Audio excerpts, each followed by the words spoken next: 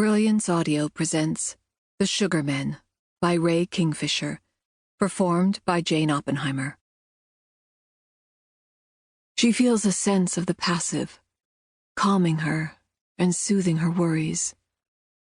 There is no concept of near and far. They are one and the same. The experience is familiar, like revisiting a half-forgotten childhood haunt.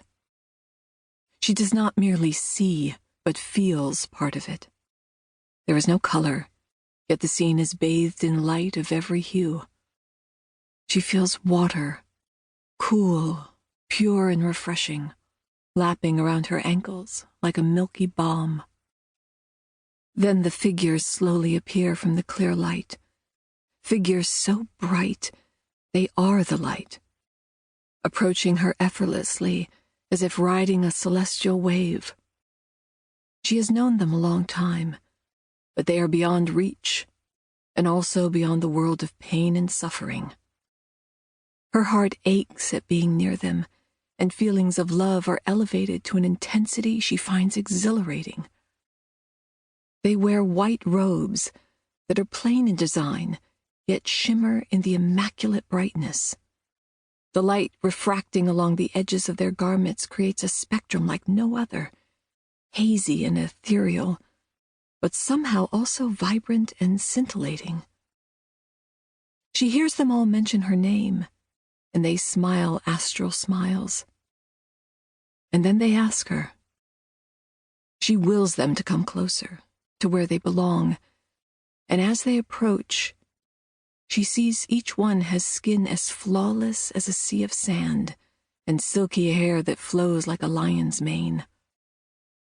She has experienced this before, but now something is different, a sense of immediacy.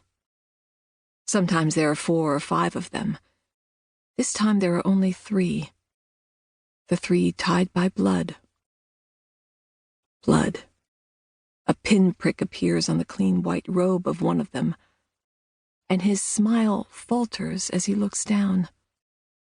The pinprick quickly grows, as if engorging itself, the deep red streak soon trailing down to the bottom of the robe.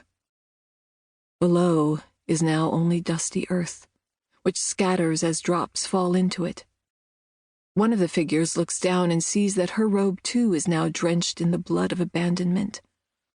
She throws her head back, displaying a mouth lined with dark, decaying teeth, and lets out a scream that drowns out all other noise. Then the 3rd figure screams too, his robe now also soaked red, his skin dirty and pallid, his eyes gray and hollow above cheekbones jutting towards the sky. The sky. The sky has now turned from a white, heavenly fog to a bluish-gray mist, and then it changes further to a murky black, all-encompassing cloud fractured with crimson shards of lightning. All 3 figures come closer still, asking her again, and although she wants to speak to them, a presence grabs her around her neck and locks her throat. The 1st figure, his face now filthy and purulent, pulls apart the top of his robe to expose a torso that barely has substance, flesh that has been eaten away from the inside, and sallow skin, ravaged by scabs and rashes, pulled taut over bones.